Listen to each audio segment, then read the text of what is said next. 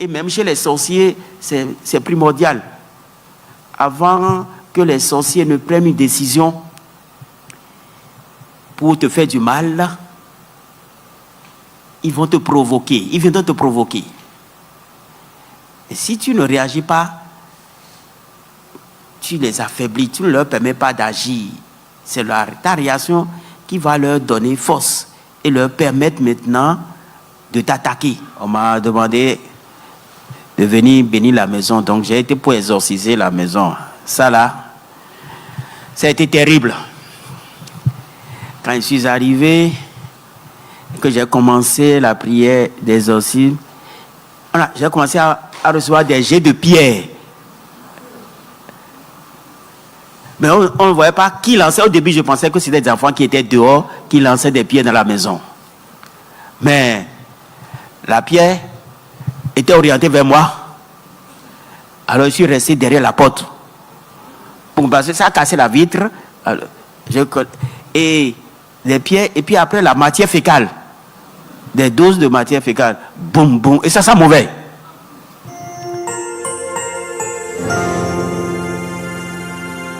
Et si ce que nous appelons possession démoniaque, sorcellerie ou oppression spirituelle cachait une réalité que nous comprenons encore très mal? Depuis des siècles, l'Église est confrontée à des personnes qui affirment subir des phénomènes étranges. Changements de comportement, manifestations inexpliquées, peurs profondes ou expériences qui semblent dépasser le cadre ordinaire. Mais comment distinguer une véritable possession démoniaque d'un problème psychologique ou médical? Qu'est-ce réellement que l'exorcisme? La sorcellerie peut-elle avoir une influence sur une personne? Et surtout, comment l'Église discerne-t-elle l'action du mal? Dans cette vidéo, nous allons entrer au cœur de ces questions, sans sensationnalisme, pour comprendre ce que l'Église enseigne réellement sur l'exorcisme, les possessions démoniaques et la sorcellerie. Restez jusqu'à la fin, car certaines réponses pourraient profondément changer votre regard sur le combat spirituel. Le diable vient quand il veut, comme il veut, dès qu'il trouve des portes ouvertes dans notre vie. Et là, il se jette sur nous et se met à nous torturer. Et là, quand il le fait, les médecins, parfois, sont embêtés, surtout que le diable se sert des maladies que nous contractons habituellement. Il passe par ces maladies-là pour agir dans notre vie. L'épilepsie, les maux de tête, maux de ventre, on a le temps de détailler et de voir comment est-ce que le diable se sert de ces maladies pour nous embêter. Mais comment est-ce que moi je suis arrivé à faire une différence entre possession et phénomène d'attaque de la sorcellerie? D'abord, dans la possession, le démon agit il agit sur notre vie. Le démon, c'est un esprit maléfique. Ce n'est pas un bon esprit. Parce qu'en chaque homme, le bon esprit peut agir et le mauvais aussi peut agir. Même parfois, des défunts parlent pas des gens, des saints parlent pas des gens, mais il faut être prudent, il faut avoir aussi un esprit de discernement pour ne pas se laisser piéger. Et donc, dans la possession, le démon, esprit volontairement maléfique, peut entrer dans l'esprit d'un homme et prendre possession, au moins à titre provisoire, et lui dicter des actes, des pensées. Il peut arriver que certains parlent plusieurs langues sous l'effet de la possession. Je me rappelle un jour, j'étais en train de faire l'exorcisme en utilisant le livre d'exorcisme en latin. Et le démon s'est mis à parler latin avec moi. J'étais embêté parce que je ne pouvais plus continuer. Il me reprend en latin. Alors j'ai laissé la formule, j'ai dit, mon ange gardien, interprète-moi ce que le démon est en train de dire. Et le démon s'est mis à parler français. Du moins, je le comprenais en français. Alors, depuis ce temps-là, je fais attention. Quand je me mets à faire l'exorcisme, il m'est arrivé aussi de tomber sur des cas où le démon se met à parler des langues que je ne comprends pas. Quand ça arrive, je demande à mon ange gardien de venir à mon secours, ou bien à la Vierge. Et souvent, ça marche. Le démon se met à parler une langue que je comprends, et là, j'arrive à suivre. Donc, pendant la possession, un bon ange peut parler, et le mauvais aussi. Il y a un principe philosophique qui est repris abondamment et répété par Saint Jean de la Croix. Il dit, fournit peut-être la clé de la question. Il dit ceci, deux contraires ne peuvent subsister au même endroit en même temps. Si dans l'endroit qu'est l'esprit humain se trouve en même temps cet esprit démoniaque, dès que vous invoquez le Seigneur, l'esprit démoniaque ne se sent plus du tout à l'aise. Il est perturbé. Et là, il se met à faire du bruit. Ou bien, dès que l'esprit démoniaque vous voit simplement, si vous êtes un homme de prière, il suffit qu'il vous voie, ça suffit pour qu'il ne soit plus à l'aise. Dès qu'il vous voit, il est agité, il se met à vous interpeller. Es-tu venu pour me perdre? Qu'est-ce que je t'ai fait? Alors que tu ne lui as rien fait. Quand cela, ou bien même, vous passez dans la circulation, la personne se met à vous insulter alors que vous ne lui avez rien fait. Il ne faut pas réagir. C'est pas quand on vous provoque comme ça dans la circulation, on se met à vous insulter de grâce. Vous ne savez pas qui est en train de vous parler. Vous ne savez pas quel esprit habite la personne. Il y a une semaine, je revenais de la ville, et il y a une jeune dame qui était en moto. Elle respecte les feux. Un monsieur vient, la cogne brusquement. Elle n'a rien dit. Le monsieur voulait la gifler. J'ai dit, mais comment? Et la dame, j'ai dit, madame, calmez-vous, calmez-vous. Ne réagissez même pas. Continuez seulement. Et on voyait que le monsieur avait les yeux hagards.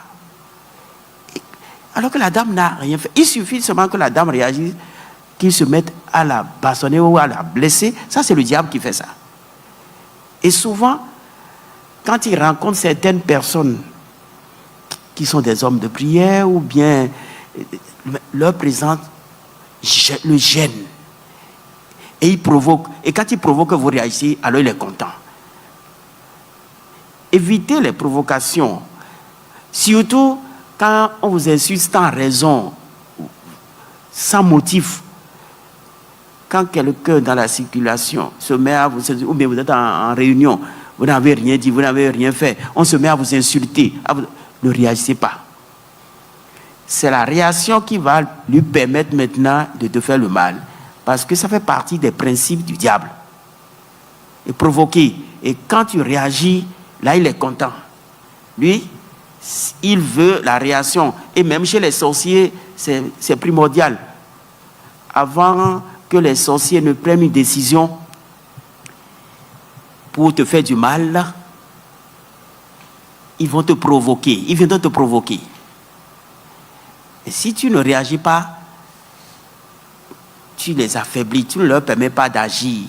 C'est ta réaction qui va leur donner force et leur permettre maintenant de t'attaquer. C'est pour cela que nous devons apprendre à nous maîtriser. Il faut, avec ces hommes violents, il faut apprendre à garder le silence. Il y a mon évêque qui disait, parle si tu as des mots plus forts que le silence. Donc, apprendre à se taire. Celui qui se tait commet moins de péché que celui qui parle. Dans le silence, tu deviens plus puissant que celui qui bavarde beaucoup. Parce que toi qui gardes le silence, on ne sait pas ce que tu penses. On ne sait pas ce que tu veux faire. Et tu deviens dangereux. Et on te provoque pour que tu dises quelque chose. C'est à partir des paroles que l'ennemi maintenant va trouver l'alibi qu'il lui faut pour passer à l'acte et te perturber. Donc, je vous invite à ce silence. Et surtout, sachez que dans le domaine de la possession, les signes de la possession sont les mêmes que les signes psychologiques en psychiatrie. Et parfois, quand vous êtes en présence de quelqu'un qui est possédé, rien ne peut vous orienter vers une possession ou bien l'exaucer en un premier temps. Parce que les mêmes symptômes, par exemple, en psychiatrie, quelqu'un pique une crise et puis crise d'hystérie ou bien hallucine, raconte de n'importe quoi. La possession aussi, même tableau. Mais comment faire la différence? Je vous le dirai après, parce qu'on a le temps de détailler les choses. Dans le cas de l'exorcisme, la possession est une persécution très maligne du démon. Parce que il y a plusieurs formes de possession. Mais la possession dont nous parlons ici, d'abord, c'est la possession diabolique. Elle se produit quand le démon prend possession du corps d'une personne et la fait parler et agir sous son contrôle, sans que la victime en soit consciente ou ne puisse lui résister. La personne possédée est en partie ou totalement privée de l'exercice de sa liberté. C'est dans ce cas que se vérifient certains phénomènes particuliers tels que parler des langues inconnues, connaître des faits éloignés ou cachés, déployer une force physique extraordinaire. Quand quelqu'un parle la langue, il y a des paroles en langue qui viennent de l'Esprit Saint. Mais le démon aussi parle la langue. Comment reconnaître les paroles en langue du démon? Parfois, c'est saccadé. Ou bien, quand le démon se met à parler en langue et que vous l'écoutez, ça vous énerve. Au lieu que la parole en langue, habituellement, vous calme. C'est-à-dire, mais pour le démon, ça vous énerve ou bien ça vous excite. Et quand vous commencez à voir ces signes, faites attention. Le démon aime la violence. Il aime déployer des forces physiques extraordinaires. Comme exemple, la possession dans l'évangile. Nous avons les démoniaques gadarènes, Matthieu chapitre 8, versets 28 à 34. Et le démoniaque, le démon muet, Matthieu 9, 32 à 34. Mais quels sont les éléments qui constituent la possession? Dans le vieux précis manuel de théologie ascétique et mystique de Tanguéré, on remarque deux éléments qui constituent la possession. Il y a la présence du démon dans le corps du possédé et l'emprise qu'il exerce sur son corps et par son intermédiaire sur son âme. Ce dernier point nécessite davantage d'explications pour être mieux saisi. Le démon n'est pas en fait uni au corps, comme le corps l'est à l'âme. Par rapport à l'âme, le démon se comporte comme un moteur externe et il agit sur elle. C'est par l'intermédiaire du corps dans lequel il habite. Il peut agir directement sur les membres du corps et leur faire exécuter à sa guise toutes sortes de mouvements. Indirectement, il agit aussi sur les facultés du psychisme de la personne, dans la mesure où celles-ci dépendent du corps pour leurs opérations. On peut ainsi distinguer chez les possédés 2 états. L'état de crise et l'état d'accalmie.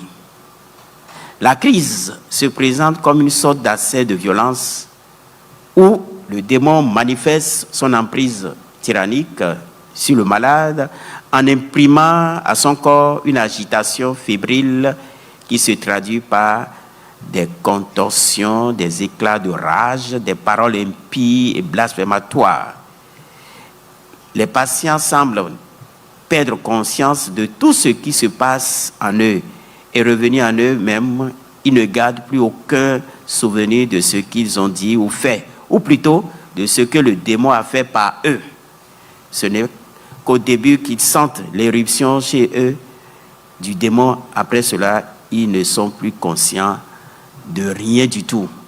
Mais il y a des cas où certains sont conscients et ils sentent qu'il y a une force qui les pousse à poser à dire telle chose. C'est en cela que je dis que les cas de possession en psychiatrie présentent les mêmes symptômes. Mêmes symptômes. Alors, il y a quand même ces exceptions-là, ça arrive. Et le père Suret, un jour, exorcisait des religieuses de Loudun et lui-même a été victime de la possession. Donc, il peut arriver aussi qu'un exorciste soit possédé. Il peut arriver qu'un prêtre aussi soit possédé. Si il ne mène pas une bonne vie, ou bien s'il se laisse distraire par le démon pendant la prière. Et souvent, il y a des laïcs, des membres du renouveau qui tombent dans ce piège, certains. Quel est le piège? La curiosité de poser beaucoup de questions au diable. Et là, le diable, dès qu'il voit votre sens d'intérêt, il voit que vous avez beaucoup d'intérêt à tel aspect, il va dans ce sens-là et il vous éloigne de la prière. Souvent, c'est des problèmes de la famille, dit tel de la famille veut te faire ceci, associer les sorciers. Il faut savoir que même s'il y a des vérités, le diable ne dit jamais une vérité 100%.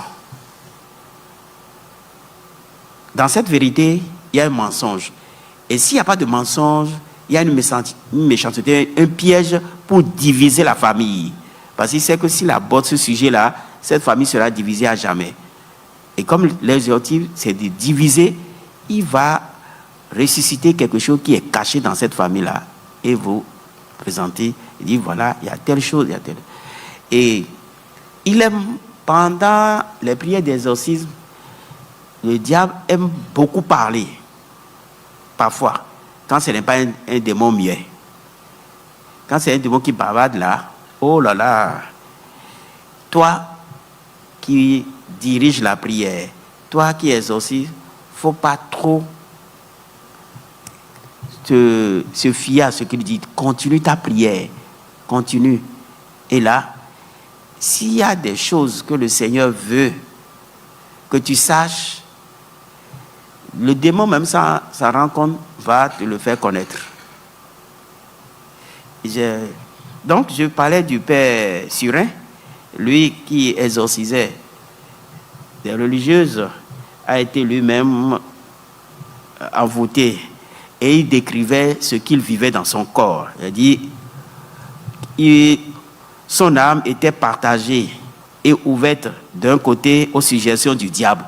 Donc, il entend le diable lui dicter des choses et de l'autre côté, Dieu aussi lui parlait, lui seul. Le diable parle et Dieu parle. Donc, dans la vie d'un possédé, il peut arriver que le diable parle et que le démon parle.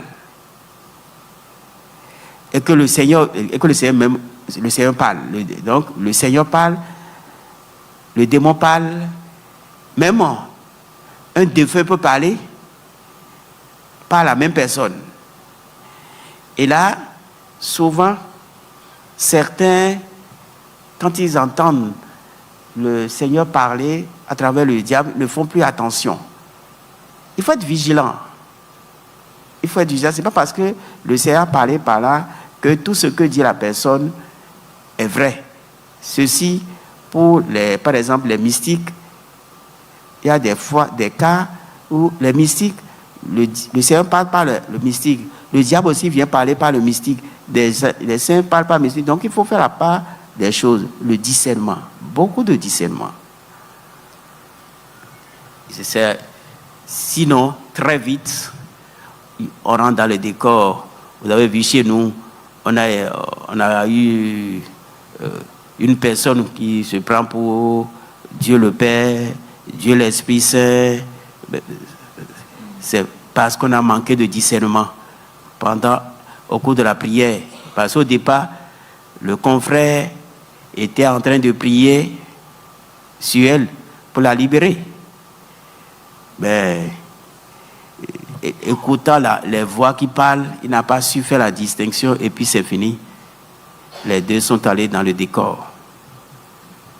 Au lieu de sauver, on est allé à la perdition. Donc, c'est des choses qui nous guettent tous. Qui nous guettent, surtout quand on n'est pas assez humble. Si vous êtes humble, très vite, vous allez vous ressaisir et puis reprendre le bon chemin. Donc, le père Surin affirme d'ailleurs que mon état est tel qu'il me reste très peu d'actions où je sois libre. Si je veux parler, ma langue est rebelle. Pendant la messe, je suis contraint de m'arrêter tout à coup. À table, je ne puis porter les morceaux à ma bouche.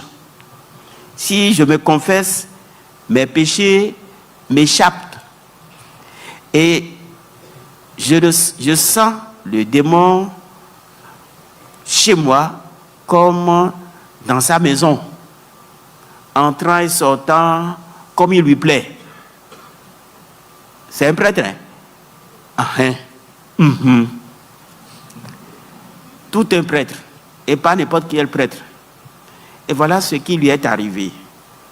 Pendant les moments d'accalmie, rien ne laisse deviner la présence de l'esprit malin dans la vie d'un possédé. On dirait qu'il se retire que pour un moment. Parfois, cette présence se manifeste par une sorte d'infimité chronique qui défie du reste toutes les ressources de la médecine. J'ai eu un cas où il y a un confrère était passé me voir, c'est un Canadien qui était passé me voir, et puis il y a une dame sur qui j'avais l'habitude de prier, Et cette dame était assise là, elle attendait que je la reçoive. Et j'ai dit au confrère, cette dame, elle est venue pour une séance de prière. Comme tu es prête, on va prier ensemble. Et Dieu, qu'est-ce que tu racontes comme ça? Vous, les Africains, vous voyez le démon partout. C'est pas sérieux. Qu'est-ce qui prouve maintenant que cette dame-là est possédée? Une belle dame comme ça, assise calmement, tu dis qu'elle est possédée. J'ai dit, mon père, c'est pas parce qu'elle est assise calmement qu'elle n'est pas possédée.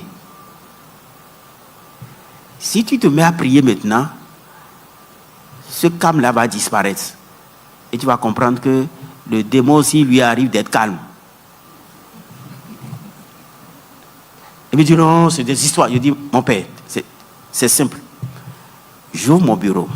Et comme tu es prêtre, je vais demander à la dame de venir. Et tu vas lui imposer les mains. Il dit, et après? Je dis, impose-moi les mains. Invoque l'Esprit Saint ou bien demande au Seigneur de délivrer cette dame. Et tu vas voir. S'il n'y a pas de réaction, récite le Notre Père. S'il n'y a toujours pas de réaction, dis au moins une dizaine de chapelets. Va jusqu'à un chapelet. S'il n'y a pas de réaction, je viendrai. Alors, j'ai ouvert le bureau, je l'ai fait rentrer et il a commencé. Je suis allé m'asseoir sous la paillote. Et il n'a même pas fait 1 minute.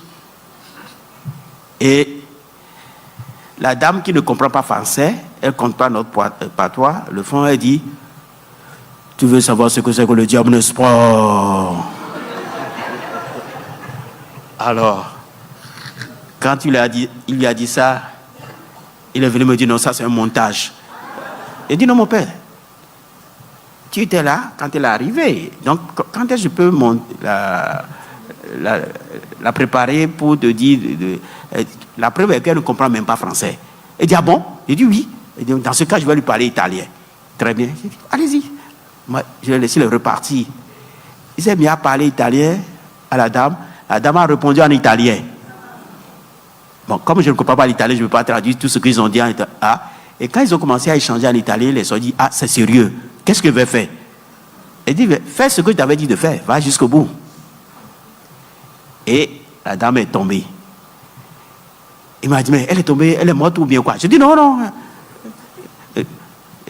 Tu as été chez les membres du renouveau, tu as ce qu'on appelle repos dans l'esprit. Tu fais, je ne veux pas être complice de la mort d'une dame. Je dis, non, vas-y, continue la prière. Elle a continué et elle s'est levée calmement. Depuis ce jour-là, il a compris la leçon. Parce que là, quand il était venu, il se moquait de moi. D'abord, pourquoi dans l'oratoire, tu as mis la faute de Jésus, tu as mis la faute de la Vierge Marie? Ça veut dire quoi? C'est du fétichisme. Qu'est-ce que c'est là? Quand il est reparti au Canada, pour rien, il me téléphone. Il me dit, alors, Pamphile, c'est pas le diable par hasard. Je dis non, il ne faut pas voir le diable maintenant partout.